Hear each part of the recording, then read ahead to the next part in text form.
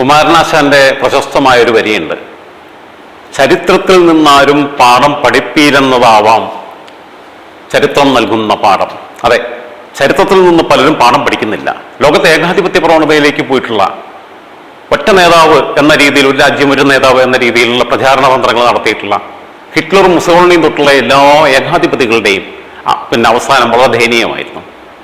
അവരെപ്പോലുള്ള അക്രമ സ്വഭാവമൊന്നും ഇല്ലെങ്കിലും ജനാധിപത്യത്തിന്റെ വടിയിലും ഞാനെന്ന ഭാവം വെച്ച് കൊണ്ടു നടക്കുന്ന നേതാക്കന്മാർ പലരും തകർന്നറിഞ്ഞത് ചരിത്രത്തിന് ഇന്ത്യയും സാക്ഷ്യം വഹിച്ചിട്ടുണ്ട്. ഇന്ദിരാഗാന്ധി 84 മരണപ്പെട്ടില്ലായിരുന്നെങ്കിൽ 85 ലോക്സഭാ തെരഞ്ഞെടുപ്പിൽ ഇന്ദിരാഗാന്ധി അടിപതറിപ്പോവുമായിരുന്നു. 84 തൊട്ട് 89 വരെ ഇന്ദിരാഗാന്ധിയുടെ മരണത്തിന് ശേഷം ഭരിച്ച രാജീവ് ഗാന്ധിക്ക് പിന്നീട് ഒരിക്കലും പ്രധാനമന്ത്രിയാവാൻ പറ്റിയില്ല. 89 തകർന്നടിഞ്ഞു പോയി. കാരണം അദ്ദേഹം ഒരു ഏകാധിപത്യ പ്രവണതയിലേക്ക് പോയിരുന്നു. VP സിംഗിന്റെ നേതൃത്വത്തിൽ കോൺഗ്രസിൽ നിന്നുള്ള ആളുകൾ തന്നെ മാറിപ്പോവുകയും അവർ ശക്തമായൊരു ചേരിയായി മാറുകയും 89 VP സിംഗ് അധികാരത്തിൽ വരികയും ചെയ്തു. ആ സർക്കാരിനെ രാജീവ് ഗാന്ധി തന്നെ അട്ടിമറിക്കുന്നു. പിന്നീട് ചന്ദ്രശേഖരനെ കൊണ്ടുവരുന്നു. ഉത്തർപ്രദേശിൽ എടുത്ത് നോക്കുക. BSPയുടെ നേതാവായിരുന്ന കാഞ്ചിറാമിന്റെ മാനസപുത്രിയായ നമ്മുടെ മായാവതി ദളിത് രാഷ്ട്രീയം പറഞ്ഞുകൊണ്ട് വരികയും കോടികളുടെ അഴിമതികൾ നടത്തുകയും അവരുടെ തെരഞ്ഞെടുപ്പ് ചിഹ്നം, പാർട്ടിയുടെ ചിഹ്നം നാട്ടിലെല്ലാം അതിന്റെ ആനയുടെ പ്രതിമ സ്ഥാപിക്കുകയൊക്കെ ചെയ്തു. ധൂർത്ത്, സ്വജനപക്ഷപാതം, അഴിമതി, അഹങ്കാരം, ധാർഷ്ട്യം, ഇതുതന്നെയായിരുന്നു മുഖമുദ്ര. തമിഴ്നാട്ടിൽ കരുണാനിധിക്കും ജയലളിതയ്ക്കും മാറി മാറിയുള്ള കാലങ്ങളിൽ ഇതുണ്ടായിരുന്നു. അതുകൊണ്ട് തന്നെ ഒരു തെരഞ്ഞെടുപ്പിൽ വിജയിച്ച അടുത്ത തെരഞ്ഞെടുപ്പിൽ കുത്തിയൊലിച്ചങ്ങ് പോവുക ചെയ്തിട്ടുണ്ട്. ഇങ്ങനെയുള്ള ഒരുപാട് പേരുണ്ട് ഈ തിരിച്ചടികൾ കിട്ടിയവർ. ഇപ്പൊ ആലോചിച്ച് നോക്കുക, പിണറായി വിജയനും മോദിയും തമ്മിൽ ഒരുപാട് കാര്യങ്ങളുടെ സാമ്യമുണ്ട്. പിണറായി വിജയന്റെ ക്യാബിനറ്റിൽ പിണറായി വിജയൻ അപ്പുറത്തേക്ക് വരാനില്ല. ക്യാബിനറ്റിൽ ജനാധിപത്യമില്ല, പാർട്ടിക്കകത്ത് ജനാധിപത്യമില്ല. അദ്ദേഹത്തിന്റെ ആഗ്രഹങ്ങളും ഇച്ഛകളും നടത്തി കൊടുക്കാനുള്ള ഒരു ഏജൻസികളെ പോലെയാണ് CPM സംസ്ഥാന കമ്മിറ്റിയും LDFും ക്യാബിനറ്റും എല്ലാം പ്രവർത്തിക്കുന്നത്. തിരുവായ്ക്ക് എതിർവായില്ല എന്ന് പറയുന്നത് പോലെ ഇദ്ദേഹം ഇവിടെ ഇരട്ടച്ചങ്കൻ എന്ന വിളി ആസ്വദിച്ചിരിക്കുക, കോരിത്തരിച്ചിരിക്കുക. കാരണഭൂതൻ, ഇരട്ടച്ചങ്കൻ, മറ്റിടത്ത ചങ്കൻ, ക്യാപ്റ്റൻ, ഇതൊക്കെ അപ്പുറത്ത് തന്നെ മോദിക്കും പറ്റിയിട്ടുള്ളത്. മോദി 56 ഇഞ്ച് നെഞ്ചളവുള്ള ആള്. എന്നിട്ട് പൊന്നും മോദിയങ്ങളെ ഈ 56 ഇഞ്ച് നെഞ്ചും പിണറായി അങ്കിളിന്റെ 20 ഇരട്ടച്ചങ്കൊന്നും ആവശ്യമില്ല. ഈ രാജ്യത്ത് എത്രയോ വലിയ രാഷ്ട്രീയ നേതാക്കന്മാരുണ്ടായിട്ടുണ്ട്. VS അച്യുതാനന്ദൻ കേരളത്തിൽ മുഖ്യമന്ത്രിയായി. ഏറ്റവും ജനകീയനായ നേതാവായിരുന്നു, ഏറ്റവും മികച്ച പ്രതിപക്ഷ നേതാവായിരുന്നു. ഇദ്ദേഹത്തിന്റെ തന്നെ മുമ്പ് വാജ്പേയി, മോദിക്ക് മുമ്പ് ഇന്ത്യയുടെ പ്രധാനമന്ത്രിയായി. സൗമ്യനായ ഒരു മനുഷ്യനായിരുന്നു മോദി. അദ്ദേഹത്തിന്റെ ഇച്ഛാശക്തിയെക്കുറിച്ചോ ഒന്നിനെക്കുറിച്ച് എനിക്ക് അതിന് അഭിപ്രായമില്ല. പക്ഷേ അദ്ദേഹം നടത്തിയിട്ടുള്ള ക്യാമ്പിന്റെ രീതി ആലോചിക്കണം. നമ്മൾ പറയാറുണ്ട്, ഒരു മരം കാവല്ല, ഒരുത്തൻ കരുത്തനല്ല. ഒരു മരം മാത്രം നിന്ന ഒരു മരം മാത്രമാണ്. ഒരുപാട് മരങ്ങളാവുമ്പോഴാണ് അതൊരു കാവായിട്ട് മാറുന്നത്. അപ്പൊ ഇത് ടീം വർക്കാണ്. ഒരു ക്യാബിനറ്റ് എന്ന് പറഞ്ഞ ടീം വർക്കാണ്. അദ്ദേഹത്തിന്റെ ടീമിനെയൊക്കെ നന്നായിട്ട് പരിഗണിച്ചിട്ടുണ്ട് എന്നുള്ള കാര്യത്തിലൊന്നും എനിക്ക് എതിരെ അഭിപ്രായമില്ല. റെയിൽവേ മന്ത്രിയായിട്ട് അശ്വിനി വൈഷ്ണവിനെ കൊണ്ടുവരുന്നു, വിദേശകാര്യമന്ത്രിയായിട്ട് ഡിപ്ലോമാറ്റ് ആയിട്ടുള്ള S ജയശങ്കറിനെ കൊണ്ടുവരുന്നു. അങ്ങനെ അദ്ദേഹം ഓരോ സ്ഥാനത്തും കൊണ്ടുവന്നിട്ടുള്ള ആളുകൾ, അമിത്ഷാ ഒഴിച്ച് ബാക്കിയുള്ളവരൊക്കെ എന്ന് പറഞ്ഞു കഴിഞ്ഞാൽ അതാത് മേഖലകളിൽ കഴിവ് തെളിയിച്ചിട്ടുള്ള ആൾക്കാർ. അമിത്ഷാ അല്ലെങ്കിൽ സ്മൃതി ഇറാനിയും ഒക്കെ പോലെയുള്ള ആൾക്കാർ മാത്രമാണ് അദ്ദേഹം വ്യക്തിപരമായ താല്പര്യത്തിന്റെ പുറത്തു കൊണ്ടത്. ബാക്കിയുള്ളതെല്ലാം പൊതു താല്പര്യം തന്നെയായിരുന്നു, അതിനൊന്നും സംശയമില്ല. പക്ഷെ അദ്ദേഹത്തിന്റെ പ്രചാരണ രീതികൾ എന്തൊക്കെയായിരുന്നു എന്ന് ആലോചിച്ച് നോക്കണം. BJP എങ്ങനെയാണ് മുന്നോട്ട് പോയതെന്ന് ആലോചിക്കണം.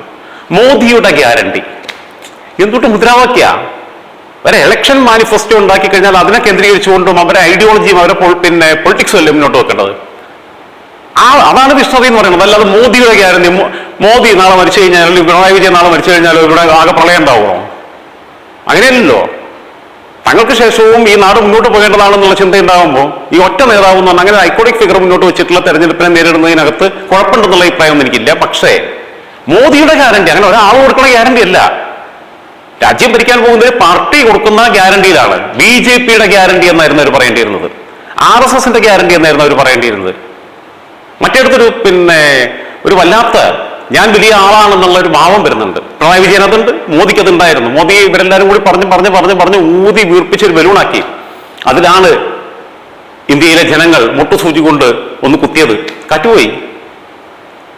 ഇനിയുള്ള കാര്യങ്ങൾ ആലോചിച്ച് നോക്കട്ടെ. ഇപ്പം ഇനിയിപ്പോ ഒരു ഒറ്റയ്ക്ക് BJPക്ക് ഭൂരിപക്ഷം ഇല്ലാത്ത സ്ഥിതിക്ക് ഇതുവരെ ഭരിച്ച മാതിരി സുഗമമായ ഒരു വഴിയിലൂടെ സഞ്ചരിക്കാൻ നരേന്ദ്രമോദിക്ക് ഇനി അങ്ങനെ പറ്റുന്ന ഒരു വഴിയല്ല മുമ്പിലുള്ളത്. അങ്ങനെ ദുർഘടമായൊരു പാതയിലൂടെ ഒരു ക്യാബിനറ്റിനെ ലീഡ് ചെയ്യാൻ നരേന്ദ്രമോദിക്ക് കഴിയുമെന്ന് ഞാൻ വിശ്വസിക്കുന്നില്ല. പിണറായി വിജയനും കഴിയുന്നൊന്നുമില്ല. അതിപ്പോ CPM തന്നെ ഒറ്റയ്ക്ക് ഭരിക്കാനുള്ള ഭൂരിപക്ഷം ഉള്ളതുകൊണ്ടാണ് പിണറായി വിജയന് ഈ അപ്രമാദിത്വം ഉണ്ടാവുന്നത്. അതേസമയം ഒരു തൂക്ക് മന്ത്രിസഭ വന്നു കഴിഞ്ഞാൽ, നിയമസഭ വന്നു കഴിഞ്ഞാൽ കൂട്ടുകക്ഷി മന്ത്രിസഭയിലേക്ക് മറ്റുള്ള കക്ഷികൾക്കെല്ലാം ബാർഗെയിൻ ചെയ്യാൻ കപ്പാസിറ്റി ഉള്ള രീതിയിലുള്ള മന്ത്രിസഭ വന്നു കഴിഞ്ഞാൽ പിണറായി വിജയൻ ഇങ്ങനെ പോകാൻ പറ്റില്ല. അതേസമയം ആ കാര്യത്തിൽ കേരളത്തിൽ സി അച്യുതമേനോനും കെ കരുണാകരനും ഉമ്മൻചാണ്ടിയും ഏറ്റവും മികച്ച കോർഡിനേറ്റേഴ്സ് ആയിരുന്നു. കൂട്ടുകക്ഷി മന്ത്രിസഭയെ എങ്ങനെ കൊണ്ടുപോകണമെന്ന് അവർക്കറിയാം. ഭൂരിപക്ഷമില്ലാത്തൊരു മന്ത്രിസഭയെ എങ്ങനെ കൊണ്ടുപോകണം എന്നുള്ളത് നരസിംഹറാവു കാണിച്ചു തന്നിട്ടുണ്ട്. 5 വർഷം മാജിക്ക് കാണിച്ചിട്ടുണ്ട്. വാജ്പേയി അതേപോലെ തന്നെ അതേറെ കുറെ കാണിച്ചിട്ടുണ്ട്. അവരുടെയൊക്കെ സൗമ്യത കൊണ്ടാണ്. വാജ്പേയിക്ക് പകരം 99 തൊട്ട് 2004 വരെയുള്ള കാലയളവിൽ BJP LK അദ്വാനിയെങ്ങാനും പ്രധാനമന്ത്രിയാക്കിയിരുന്നെങ്കിൽ ഇടയ്ക്ക് വെച്ചിട്ട് പിന്നെ ഘടകകക്ഷികളെ മന്ത്രിസഭയിൽ നിന്ന് വിട്ടുപോരും. അവർ മുന്നണി മാറും, മന്ത്രിസഭ തകർന്ന് താഴെ വിടുമായിരുന്നു. കാരണം ഫ്ലെക്സിബിൾ ആയിരിക്കണം. ഒരു കൂട്ടുകക്ഷി മന്ത്രിസഭയെ കൊണ്ടുപോകണമെങ്കിൽ ഫ്ലെക്സിബിൾ ആയിരിക്കണം. എത്രത്തോളം മോദി ഫ്ലെക്സിബിൾ ആവും എന്ന കാര്യത്തിൽ എനിക്ക് സംശയമുണ്ട്. കാരണം പ്രത്യേകിച്ചും BJPയുടെ മുദ്രാവാക്യങ്ങൾ എന്തായിരുന്നു? ഇദ്ദേഹം അങ്ങ് വലിയ സംഭവം പോലെ അങ്ങ് ആക്കി വെച്ചു. അതിൽ കുഴപ്പമൊന്നുമില്ല, അദ്ദേഹം നല്ല മിടുക്കനായിട്ടുള്ള ഭരണാധികാരി തന്നെയായിരുന്നു. പക്ഷെ അത് വളരെ നല്ല മെജോറിറ്റി ഉണ്ടായിരുന്നു. ഒരു പിന്നെ കംഫർട്ടബിൾ ആയിട്ടുള്ള ഭൂരിപക്ഷത്തിൽ നിന്നുകൊണ്ട് ഭരിക്കുന്ന ഒരു സർക്കാരിന് ആ പാർട്ടിക്ക് മാത്രം ഭൂരിപക്ഷം ഉണ്ടാകുമ്പോൾ അങ്ങനെ പോകാൻ പറ്റും. അതേപോലെ ഈസി അല്ല ബാക്കിയുള്ള ചെറു കക്ഷികളെല്ലാം കൂട്ടുപിടിച്ചൊരു ഭരണം നടത്തുമ്പോൾ, മുന്നണി സംവിധാനത്തിനകത്ത് പോകുമ്പോൾ. ഇവരെ പറഞ്ഞുകൊണ്ടിരുന്ന എന്താ ആകെയുള്ള മുദ്രാവാക്യം? ഭാരത് മാതാ ബോലോ, ഭാരത് മാതാ കീ ജയ്, നരേന്ദ്രമോദി കീ ജയ്. ഇങ്ങനെയൊരു മുദ്രാവാക്യം ഒരു പാർട്ടിക്ക്. അവിടെയാണ് പിഴവ് പറ്റിയിട്ടുള്ളത് BJPക്ക്. മോദിയുടെ ഗ്യാരണ്ടി എന്ന പ്രയോഗം അദ്ദേഹം ആദ്യമായിട്ട് നടത്തുന്നത് തൃശ്ശൂരാണ്. അതിനുശേഷം രാജ്യവ്യാപകമായിട്ട് അവർ പ്രചാരണം നടത്തി. അങ്ങനെയല്ല പോകേണ്ടിയിരുന്നത്. ഇന്ന നയങ്ങൾ അവർക്ക് എന്തെല്ലാം പറയാം. UCC നടപ്പിലാക്കും, 1 നേഷൻ 1 ഇലക്ഷൻ കൊണ്ടുവരും. അതിനകത്ത് പ്രായോഗികമായിട്ടുള്ള ഒരുപാട് ബുദ്ധിമുട്ടുകളുണ്ടെന്ന് ഞാൻ മുമ്പും പറഞ്ഞിട്ടുണ്ട്. കാരണം 1 നേഷൻ 1 ഇലക്ഷൻ ഒരു പ്രാവശ്യം നടക്കും. ഇപ്പൊ ഈ വർഷം രാജ്യത്തെ എല്ലാ നിയമസഭാ തെരഞ്ഞെടുപ്പുകളും പിന്നെ ലോക്സഭയിലേക്കുള്ള തെരഞ്ഞെടുപ്പുകളും ഒരുമിച്ച് പ്രഖ്യാപിച്ച് നടത്തി കഴിഞ്ഞാൽ ഏതെങ്കിലും സംസ്ഥാനത്ത് അത് കഴിയുമ്പോൾ ഈ ഭരണം അട്ടിമറിക്കപ്പെടുകയും ഒക്കെ വരുന്ന സമയത്തോ അല്ലെങ്കിൽ നിയമസഭ പിരിച്ചുവിടേണ്ടി വരികയാണെങ്കിൽ പിന്നെ ഈ 1 നേഷൻ 1 ഇലക്ഷൻ നടക്കുമോ? അവിടെ അടുത്ത വർഷം അങ്ങനെ ഉണ്ടായി കഴിഞ്ഞ് കഴിഞ്ഞാൽ ഏതെങ്കിലും സംസ്ഥാനത്ത് സപ്പോസ് പിന്നെ ഇപ്പോ ഇവർ പിടിച്ച ആന്ധ്രയിൽ ഒരു അട്ടിമറി ഉണ്ടായി, നാളെ ഇവരെ മുന്നണി സംവിധാനം തകർന്നു, നിയമസഭ പിരിച്ചുവിടേണ്ട ഘട്ടത്തിലേക്ക് എത്തി. 2026 അവിടെ തെരഞ്ഞെടുപ്പ് നടത്തുമ്പോൾ പിന്നെ രാജ്യം കൂടെ ഒരുമിച്ച് തെരഞ്ഞെടുപ്പ് നടത്തും ഇല്ല. 2025 26 അവിടെ തെരഞ്ഞെടുപ്പ് നടന്നു കഴിഞ്ഞാൽ പിന്നീട് അവിടെ നടക്കുന്നത് 30 31 പക്ഷേ 29 ലോക്സഭാ തെരഞ്ഞെടുപ്പിന്റെ കൂടെ അവിടുത്തെ പിന്നെ നിയമസഭ നേരത്തെ പിരിച്ചുവിട്ട് പിന്നെ തെരഞ്ഞെടുപ്പിലേക്ക് പോകാൻ പറ്റും, കഴിയില്ല. അതുകൊണ്ട് അത് അപ്രായോഗികമാണ് 1 nation 1 election. UCC uniform civil കോഡിനോട് പിന്നെ നടപ്പിലാക്കേണ്ടുന്ന ഒന്ന് തന്നെയാണ്. CAA പോലെ തന്നെ കൊണ്ടുവരേണ്ട ഒന്നാണ്, അതിൽ സംശയമൊന്നുമില്ല. അത്തരം മുദ്രാവാക്യങ്ങളായിരുന്നു ഇവർ മുന്നോട്ട് വെക്കേണ്ടിയിരുന്നത്. അല്ലെങ്കിൽ 5 വർഷം കൊണ്ട് ലോകത്തെ ഇപ്പൊ 5ാമത്തെ വൻ സാമ്പത്തിക ശക്തിയാണ്, 3ാമത്തെ സാമ്പത്തിക ശക്തിയാക്കും എന്നുള്ള കാര്യങ്ങൾക്കകത്തുള്ള പ്രചാരണങ്ങൾ വളരെ കൃത്യമായിട്ട് നടത്തായിരുന്നു. അത് നടത്താതെ മോദിയുടെ ഗ്യാരണ്ടി, ഭാരത് മാതാ കീ ജയ്, പിന്നെ ഗോമൂത്രം കീ ജയ്, നരേന്ദ്രമോദി കീ ജയ്, ഇത് മാത്രം വിളിച്ചു പറഞ്ഞാൽ നാട്ടുകാരൊന്നും വോട്ടിട്ടില്ല. പണ്ട് നമുക്ക് പറയാം ഉത്തരേന്ത്യയിൽ നിരക്ഷരായ ആൾക്കാരാണ്, സ്കൂളിന്റെ പണി കാണാത്തവരാണ്, അങ്ങനെയൊക്കെയുള്ള വലിയ ബോധ്യമല്ല. നമ്മുടെ നാട്ടിലെ പോലെ എല്ലാവരും പത്രം വായിക്കുന്നില്ല, ഒന്നുമില്ല. ഇപ്പൊ പത്രം വായിക്കേണ്ട TV കണ്ടാന്നേ എല്ലാവരുടെ കയ്യിലുണ്ട്. നമ്മളിവിടെ വരുന്ന ഈ അന്യസംസ്ഥാന തൊഴിലാളികളുടെ എല്ലാം കയ്യിൽ നമ്മളെക്കാൾ കൂടിയ മോഡൽ ഫോണുകൾ അവർ മേടിച്ചുകൊണ്ടിരിക്കും, സ്മാർട്ട് ഫോൺസ്. മാർക്കറ്റിലൊക്കെ കടകളിലൊക്കെ ഈ പിന്നെ ഉപയോഗിച്ച ഫോൺ വിൽക്കാൻ വേണ്ടി ചെല്ലുന്നവരിലേറെയും അന്യസംസ്ഥാന തൊഴിലാളികളാണ്. ബീഹാറികളും പിന്നെ അന്യരാജ്യ തൊഴിലാളികളും നേപ്പാളികളും പിന്നെ അതേപോലെ തന്നെ ഇന്ത്യയിൽ തന്നെ ബംഗാളികളും ആസാമിൽ നിന്നൊക്കെയുള്ള തൊഴിലാളികൾ. ഇവര് ഒരു ഫോൺ ഉപയോഗിച്ച 6 മാസം കഴിയുമ്പോൾ പുതിയ വേർഷൻ മോഡൽ ഇറങ്ങുമ്പം അവരത് മേടിച്ചിട്ട് ഇത് കൊടുക്കുക, അല്ലെങ്കിൽ എക്സ്ചേഞ്ച് നടത്തുക. ഇതാ ചെയ്തുകൊണ്ടിരിക്കുന്നത്. അപ്പൊ അവർ വിവരങ്ങൾ അറിയുന്നുണ്ട്. ഇന്ന് ഞാനൊരു ചായക്കട ചെന്നിട്ട് ഞാനിങ്ങനെ ചായ കുടിച്ചുകൊണ്ടിരിക്കുമ്പോൾ ഞാൻ ഫോണിൽ ഇങ്ങനെ പിന്നെ ന്യൂസ് നോക്കിക്കൊണ്ടിരിക്കുക. അപ്പൊ ഏത് സംസ്ഥാനക്കാരനാ അറിയില്ല, ഹിന്ദിക്കാരനാ, ആര് വരുമെന്ന് ചോദിച്ചു ഭരണത്തിൽ.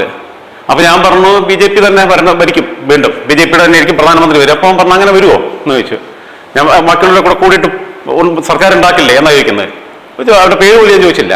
അപ്പൊ അവൻ പറഞ്ഞു പിന്നെ ഞാൻ പറഞ്ഞു അങ്ങനെ വരും, അങ്ങനെ വരാൻ പറ്റുള്ളൂ ഇപ്പൊ നിലവിലുള്ള സ്ഥിതിയിൽ, അവരെയാണ് ആദ്യം സർക്കാർ ഉണ്ടാക്കാൻ വിളിക്കുക എന്ന് പറഞ്ഞു.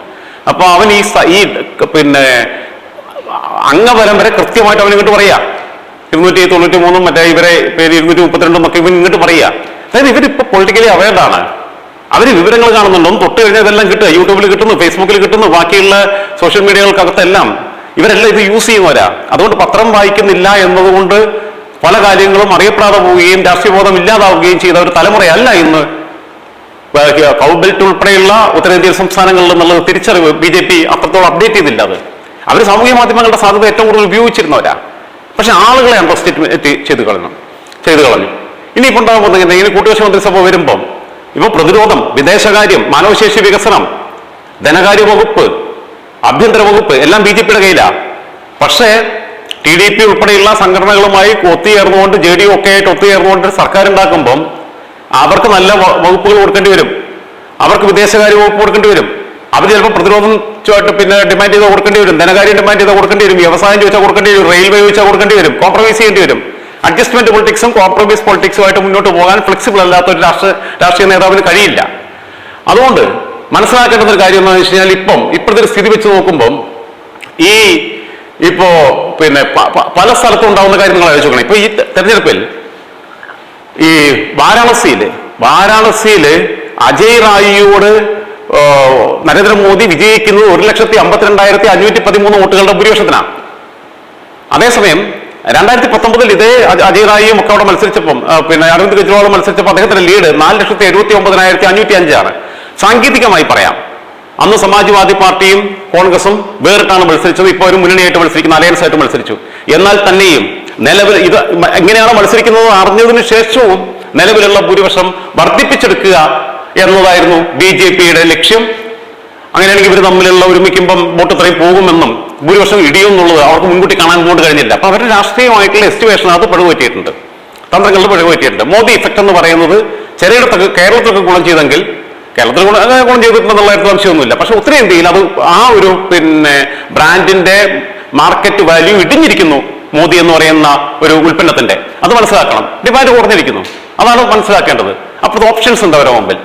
ഉത്തർപ്രദേശിൽ തകർന്നടിഞ്ഞു പോയില്ലേ? എന്നാൽ യോഗി നിയമസഭയിലേക്ക് ഇപ്പോഴും ഇലക്ഷൻ നടത്തിയാലും പിന്നെ ഒരു പ്രതിസന്ധി അഭിമുഖീകരിക്കില്ല. അതുകൊണ്ട് മോദിക്ക് ഇത് കൊണ്ടുനടക്കാൻ എത്രത്തോളം കഴിയുന്നുള്ള കാര്യം ആലോചിക്കുന്നത്. 13 മന്ത്രിമാരാണ് പരാജയപ്പെട്ടത്. അതിലിപ്പം മുരളീധരനും നമ്മുടെ രാജീവ് ചന്ദ്രശേഖറും ഒക്കെ രാജ്യസഭയിൽ നിന്നാണെന്ന് പറയാം. ബാക്കിയുള്ളൊരു ബഹുഭൂരിപക്ഷം അവരുടെ സിറ്റിംഗ് മണ്ഡലങ്ങളിലാണ് തോറ്റത്. സ്മൃതി ഇറാനി അമേഠിയിൽ 2014 തോറ്റെങ്കിലും 19 പിടിച്ചെടുത്തു, 24 അവിടെ തോറ്റു. അതേപോലെ തന്നെ ഈ ലഖിംപൂർ ഖേരിയിൽ കർഷകർക്ക് നേരെ വണ്ടി ഓടിച്ച് കയറ്റി കർഷകരെ കൊന്ന ആശിഷ് മിശ്രയുടെ അച്ഛൻ അജയ് മിശ്ര പരാജയപ്പെട്ടു.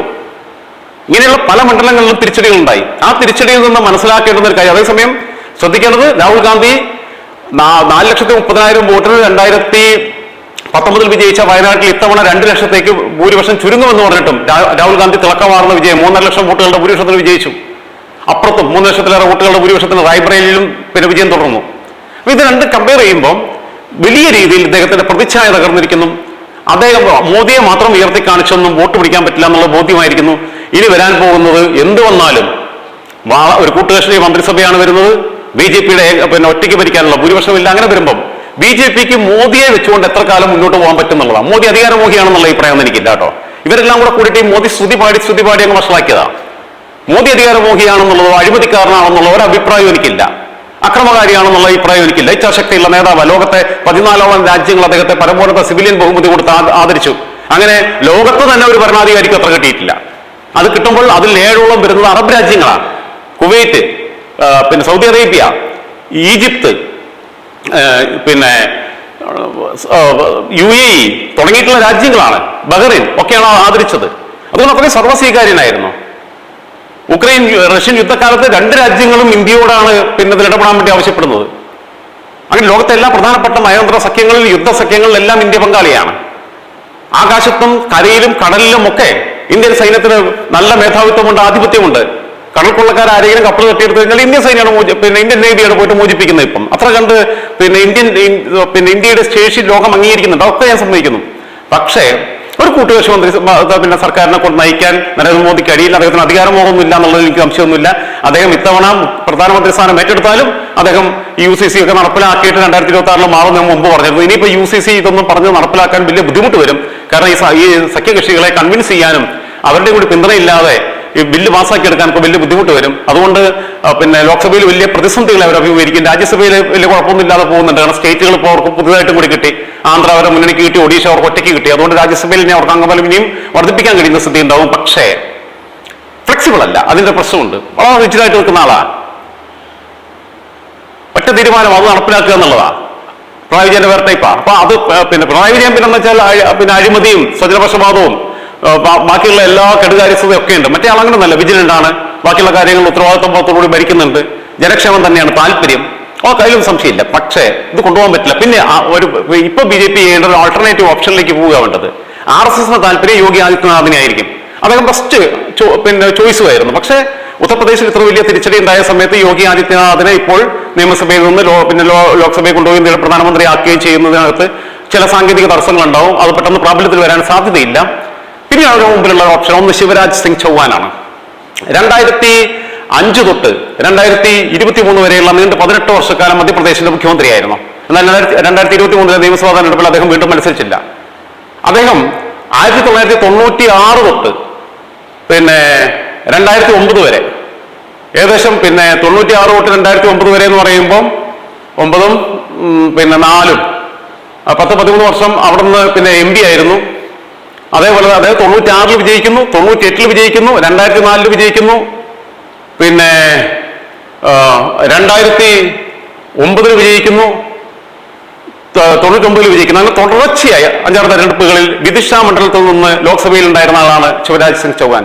സൗമ്യനാണ്, ഫ്ലെക്സിബിൾ ആണ്, ആർക്കും ആക്സസ് കിട്ടുന്ന ആളാണ്, കടുംപിടുത്തക്കാരനല്ല. അദ്ദേഹം സംഘടനയ്ക്കകത്ത് മോദിയേക്കാൾ സീനിയറാണ്. നിതിൻ ഗഡ്കരിയും രാജ്നാഥ് സിംഗും ഒക്കെ മോദിയേക്കാൾ സീനിയർ ആയിട്ടുള്ള ആൾക്കാരാണ്. അപ്പം അദ്ദേഹത്തെ കൊണ്ടുവരുന്നത് നന്നായിരിക്കും. മോദിയുടെ താല്പര്യം ഞാൻ പറഞ്ഞില്ല, RSSന്റെ താല്പര്യം യോഗിയാവുമ്പോൾ മോദിയുടെ താല്പര്യം അമിത്ഷായെ കൊണ്ടുവരിക എന്നുള്ളതായിരിക്കും പിൻഗാമിയായിട്ട്. ഇപ്പൊ 2024 ഏറ്റെടുത്താലും 26 അദ്ദേഹം സ്ഥാനം ഒഴിയാൻ സന്നദ്ധനാവും എന്നുള്ള കാര്യത്തിൽ സംശയമൊന്നും ഉണ്ടായിരുന്നില്ല. പക്ഷേ അദ്ദേഹത്തിന് ശേഷം സന്യസിക്കാൻ പോകണം, ഹിമാലയത്തിൽ പോകണം, തപസ്സരിക്കണം എന്നൊക്കെ പറഞ്ഞിരുന്ന ആൾ അഡ്മിനിസ്ട്രേഷനിലേക്ക് പോകണം എന്നുള്ളത്, ആത്മീയമായ വഴി കൂടെ സഞ്ചരിക്കണം എന്നുള്ളത്. അതിന്റെ തുടക്കം തന്നെയാണ് തുടക്കത്തിലാണ് വിവേകാനന്ദ പാറ സാക്ഷ്യം വഹിച്ചത്. അവിടെ ഇരുന്ന് ഒന്നുകിൽ അദ്ദേഹം സമയത്ത് മാറി നിൽക്കാനുള്ള താല്പര്യം അവിടെ അറിയിക്കും. അങ്ങനെ വന്നു കഴിഞ്ഞാൽ അമിത്ഷായെ കൊണ്ടുവരണം എന്നുള്ളിലേക്ക് താല്പര്യം ഉണ്ടാകുമ്പോൾ കുഴപ്പമുണ്ട്. കാരണം ഒരു ഗുജറാത്തിക്ക് ശേഷം അടുത്ത ഗുജറാത്തി വരിക. കേരളത്തിലെ CPM-നെ കണ്ണൂർ ലോബി നിയന്ത്രിക്കുന്നു എന്ന് പറയുന്ന പോലെ ആക്ഷേപം ഗുജറാത്ത് ലോബിയുടെ താല്പര്യങ്ങളാണ് നടപ്പിലാക്കുന്നതെന്നുള്ള ആക്ഷേപം ഉയർന്നു വരും. ഗുജറാത്ത് സുസ്ഥിരമായി BJP-യുടെ ഒരു സ്റ്റേറ്റ് ആയിട്ട് നിൽക്കുകയാണ്. ഇത്തവണയും എല്ലാ സീറ്റിലും ഒരു വിജയിച്ചു എന്നുള്ളതൊക്കെ സത്യം. പക്ഷെ അമിത്ഷായും ഫ്ലെക്സിബിൾ അല്ല, ഒരു മുന്നണി സംവിധാനത്തെ കൊണ്ടുപോകാൻ കൽപ്പുള്ള ആളാവില്ല. അങ്ങനെ വരുമ്പം ശിവരാജ് സിംഗ് ചൗഹാനെ കൊണ്ടുവരുന്നതായിരിക്കും ഏറ്റവും ഉചിതമായ ഒരു തീരുമാനം. ഇത്തവണ അദ്ദേഹം വിദിഷ മണ്ഡലത്തിൽ നിന്ന് വിജയിച്ചത് റെക്കോർഡ് ഭൂരിപക്ഷത്തിനാണ്. 8,21,408 വോട്ടുകളാണ് അദ്ദേഹത്തിന്റെ ഭൂരിപക്ഷം. 11,16,460 വോട്ട് അദ്ദേഹം നേടുമ്പം അദ്ദേഹത്തിന്റെ 1/3 വോട്ടാണ് അദ്ദേഹത്തിന്റെ എതിർ സ്ഥാനാർത്ഥി. 4-1 വോട്ടെന്നാണെങ്കിൽ പറയാം. 4-1 ആണ് വോട്ടാണ് കിട്ടുന്നത്. 2,95,000 വോട്ടാണ് കോൺഗ്രസിന്റെ പ്രഭാത് ഭാനു ശർമ്മയ്ക്ക് കിട്ടുന്നത്. അതായത് മൊത്തം പോൾ ചെയ്ത വോട്ടിന്റെ 76.7%, അതായത് 4/3 ശിവരാജ് സിംഗ് ചൗഹാൻ നേടിയെടുത്തു എന്നുള്ളതാണ്. അതായത് 18 വർഷം തുടർച്ചയായിട്ട് മുഖ്യമന്ത്രിയായിട്ട് പോലും അദ്ദേഹത്തിന് ശേഷം വീണ്ടും അവിടെ ഇവരെ കൊണ്ടുവരാൻ കഴിഞ്ഞു. വീണ്ടും അവിടെ BJP-ക്ക് തുടർഭരണം കിട്ടുന്നു. ലോക്സഭയിലേക്ക് അദ്ദേഹം വരുമ്പോൾ അത്രയും ജനകീയനായതുകൊണ്ട് തന്നെ അദ്ദേഹത്തിന് അത്രയും പ്രാവശ്യം മുഖ്യമന്ത്രിയായിട്ട് പോലും അദ്ദേഹത്തിനെതിരെ ജനവിരുദ്ധ തരംഗമില്ല, ഭരണവിരുദ്ധ തരംഗമില്ല. അദ്ദേഹത്തിന്റെ പ്രതിച്ഛായക്ക് മംഗലേറ്റില്ല. ജനവിരുദ്ധ തരംഗം എന്ന വാക്ക് അറിയാതെ വന്നു പോയതാണ്. നിങ്ങൾ ക്ഷമിക്കുക. എന്തായിരുന്നാലും അദ്ദേഹത്തെ കൊണ്ടു നിർത്തിക്കഴിഞ്ഞാൽ അദ്ദേഹത്തെ മുഖ്യമന്ത്രി ആക്കുകയാണെങ്കിൽ അല്ല പ്രധാനമന്ത്രി ആക്കുകയാണെങ്കിൽ ഏറ്റവും നല്ല ഒരു ഓപ്ഷൻ ആയിരിക്കും. അതല്ലെങ്കിൽ ഇന്ദിരാഗാന്ധിക്ക് ശേഷം ഒരു വനിതാ പ്രധാനമന്ത്രി ഇന്ത്യയെ ഭരിക്കാനുള്ള അവസരം ഒരുക്കുക. സുഷമ സ്വരാജ് കൈനാപ്റ്റായിട്ടുള്ള ആളായിരുന്നു, പറ്റിയില്ല, മരണപ്പെട്ടു പോയി. അക്കാലത്തിൽ നിർമ്മലാ സീതാരാമൻ എന്ന് പറയുമ്പോൾ തമിഴ്നാട്ടുകാരിയാണ്. ഇന്ദിരാഗാന്ധിക്ക് ശേഷം ഒരു വനിതാ പ്രധാനമന്ത്രി എന്ന് പറയുമ്പോൾ BJP-യുടെ ആദ്യത്തെ വനിതാ പ്രധാനമന്ത്രി. വാജ്പേയിക്കും മോദിക്ക് ശേഷം BJP-ക്ക് കിട്ടുന്ന 3ാമത്തെ പ്രധാനമന്ത്രി വനിതയാവട്ടെ എന്ന് തീരുമാനിച്ചാൽ നന്നായിരിക്കും. അത് മാത്രമല്ല, സൗത്ത് ഇന്ത്യയിൽ നിന്ന് കോൺഗ്രസിന്റെ നേതാവായിട്ടുള്ള നരസിംഹറാവുവും അതേപോലെ തന്നെ ജനതാദളിന്റെ നേതാവായിട്ടുള്ള ദേവഗൌഡയും മാത്രമാണ് പ്രധാനമന്ത്രിമാരായിട്ടുള്ളത് ഇക്കാലത്തുള്ളിൽ. അതിനെയും മാറ്റിമറിച്ചുകൊണ്ട് സൗത്ത് ഇന്ത്യയിൽ നിന്നൊരു പ്രധാനമന്ത്രി, സൗത്ത് ഇന്ത്യയിൽ നിന്നുള്ള ആദ്യത്തെ വനിതാ പ്രധാനമന്ത്രി തമിഴ്നാട്ടുകാരിയായിട്ടുള്ള നിർമ്മലാ സീതാരാമനെ കൊണ്ടുവന്നാൽ തമിഴ്നാട് രാഷ്ട്രീയത്തിലും അത് വലിയ ഇളക്കങ്ങൾ പിന്നീട് സൃഷ്ടിക്കും. തമിഴ്നാട്ടുകാർക്ക് ആര് സ്ഥാനമൊക്കെ ഉണ്ട്, രാജ്യം ഭരിക്കാൻ അവരെ നാട്ടുകാർ വരിക എന്നൊക്കെ പറഞ്ഞു കഴിഞ്ഞാൽ ഈ തമിഴ് ദേശീയത കത്തിവെക്കുന്ന സമയമാണ്. അത് പിടിച്ചിട്ടാണ് സ്റ്റാലിൻ വീണ്ടും അവിടെ തൂത്തുവാരിയത്. അതിനെ പൊളിക്കാൻ പറ്റും അവർക്ക് അടുത്ത നിയമസഭ ആകുമ്പോഴത്തേക്കും 2026 ആകുമ്പോഴേക്കും. അങ്ങനെ ഉപയോഗിക്കുകയാണെന്നുണ്ടെങ്കിൽ അത് വളരെ ഉചിതമായൊരു തീരുമാനമായിരിക്കും. 1959 മധുരയിൽ ജനിച്ച നിർമ്മലാ സീതാരാമൻ JNU-വിൽ നിന്ന് സാമ്പത്തിക ശാസ്ത്രത്തിൽ JNU-വിൽ നിന്ന് JNU-വിൽ നിന്ന് ജവഹർലാൽ നെഹ്റു യൂണിവേഴ്സിറ്റിയിൽ നിന്ന് അവർ ബിരുദാനന്തര ബിരുദം നേടി. MPhil ഉണ്ട്. സാമ്പത്തിക ശാസ്ത്രത്തിൽ PhD എടുക്കാൻ വേണ്ടിയിട്ട് തുടങ്ങി വെച്ചിരുന്നെങ്കിലും പിന്നീട് മറ്റു പല കാരണങ്ങളും കൊണ്ടും നടന്നില്ല. പ്രണയിച്ച് വിവാഹം കഴിച്ചാണ്. പാറക്കാല പ്രഭാകരൻ എന്ന് പറയുന്ന ആന്ധ്രാപ്രദേശുകാരനെയാണ് വിവാഹം കഴിച്ചത്. അദ്ദേഹം സാമ്പത്തിക ശാസ്ത്രജ്ഞനാണ്. അദ്ദേഹം മോദിയുടെ ഏറ്റവും വലിയ വിമർശകനാണ്. അദ്ദേഹം പറഞ്ഞ കൗണ്ടിലേക്കാണ് ഇപ്പോൾ BJP എത്തിയിട്ടുള്ളത്. അദ്ദേഹം പ്രവചിച്ച പ്രവചനങ്ങൾ ഏറെക്കുറെ ശരിയായിരിക്കുകയാണ്. വലിയ തെരഞ്ഞെടുപ്പ് കുണാണ്ടർമാർ, നയനരഞ്ജന്മാരാണ്, നിരീക്ഷകരാണ് എന്നൊക്കെ പറയുന്ന പ്രശാന്ത് കിഷോർ ഉൾപ്പെടെയുള്ളവർ പരാജയപ്പെട്ടെടുത്താണ്, സുനിൽ കരകോല് പരാജയപ്പെട്ടെടുത്താണ് പാറക്കാല പ്രഭാകരൻ എന്ന് പറയുന്ന ഒറ്റയാൾ പിന്നെ ആയിട്ടുള്ള വലിയ സംവിധാനങ്ങളൊന്നും ഇല്ലാത്ത അദ്ദേഹം നിരീക്ഷിച്ച് പറഞ്ഞിട്ടുള്ള സംഖ്യകൾ ഏറെക്കുറെ ശരിയായിരിക്കുകയാണ് എന്നുള്ളത് നമ്മൾ ശ്രദ്ധിക്കണം. അവർ രാഷ്ട്രീയത്തിൽ എതിരെ പറയാനുണ്ടാകുമ്പോൾ മനോഹരമായി കുടുംബജീവിതം നയിക്കുന്നത് ഞാൻ പലപ്പോഴും പറഞ്ഞിട്ടുണ്ട്. നിർമ്മലാ സീതാരാമനെ അങ്ങനെ കൊണ്ടുവരികയാണെന്നുണ്ടെങ്കിൽ അത് ഏറ്റവും ഉചിതമായ ഒരു തീരുമാനമായിരിക്കും. പറഞ്ഞ 1959 ജനിച്ചതാണ്, 65 വയസ്സുണ്ട്. അവര് പിന്നെ 2006 BJP ചേരുന്നത്. 2010 തൊട്ട് 14 വരെ BJPയുടെ മുഖ്യ വക്താവായിരുന്നു, ദേശീയ വക്താവായിരുന്നു. അങ്ങനെ അവർ മുഖ്യ വക്താവായിരിക്കുന്ന സമയത്ത് മാധ്യമങ്ങളെ ഹാൻഡിൽ ചെയ്യുന്ന രീതി വളരെ രസമായിരുന്നു. ചിരിച്ചുകൊണ്ട് മറുപടി പറയും, രാഷ്ട്രീയമില്ല, ഒന്നുമില്ല. നമ്മളെ ചിന്താചാരമൊക്കെ അവരെ കണ്ടുപിടിക്കണം. ആദ്യം സ്മൃതി ഇറാനി അവരെ കണ്ടുപിടിക്കണം, രമ്യ ഹരിദാസ് അവരെ കണ്ടുപിടിക്കണം. കാരണം വളരെ മാന്യമായിട്ട് ഡീൽ ചെയ്യും, നല്ല എഡ്യൂക്കേറ്റഡ് ആണ്, നന്നായി പിന്നെ ഇംഗ്ലീഷ് സംസാരിക്കും. അത് പിന്നെ അമേരിക്കൻ ആക്സെന്റിലും പിന്നെ ബ്രിട്ടീഷ് ആക്സെന്റിലും ഒക്കെ സംസാരിക്കാൻ കെൽപ്പുള്ള ആളാണ്.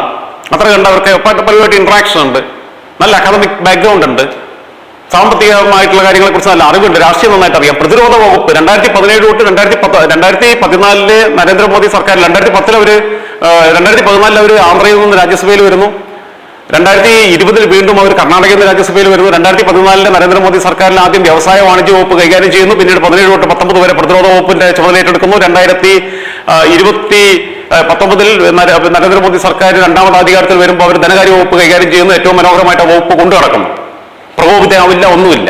അങ്ങനെ വരുമ്പം ഏറ്റവും മനോഹരമായ ഒരു തീരുമാനം എന്ന് പറയുന്നത് അത് യോഗി ആദിത്യനാഥിനെ RSSന് താല്പര്യമുണ്ടെങ്കിൽ, അമിത്ഷായെ നരേന്ദ്രമോദിക്ക് താല്പര്യമുണ്ടെങ്കിൽ അത് രണ്ടും മാറ്റിവെച്ച് ഒന്നെങ്കിൽ ശിവരാജ് സിംഗ് ചൗഹാൻ, അതല്ലെങ്കിൽ നിർമ്മലാ സീതാരാമനെ കൊണ്ടുവന്നാൽ ഒരുപക്ഷെ ഒരു കൂട്ടുകക്ഷി സർക്കാർ കാലാവധി തയ്ക്കാൻ കഴിയും. അല്ല എന്നുണ്ടെങ്കിൽ അമിത്ഷായോ നരേന്ദ്രമോദിയോ ഒക്കെ തന്നെ വരികയാണെന്നുണ്ടെങ്കിൽ അത് ആത്മഹത്യാപരമായ തീരുമാനത്തിലേക്ക് പോകും. കൂട്ടുകക്ഷി സർക്കാരിന് അവർക്ക് ഫ്ലെക്സിബിൾ ആകാൻ കഴിയില്ല, അതൊക്കെ ബ്ലഡിലുള്ള സംഭവമാണ്.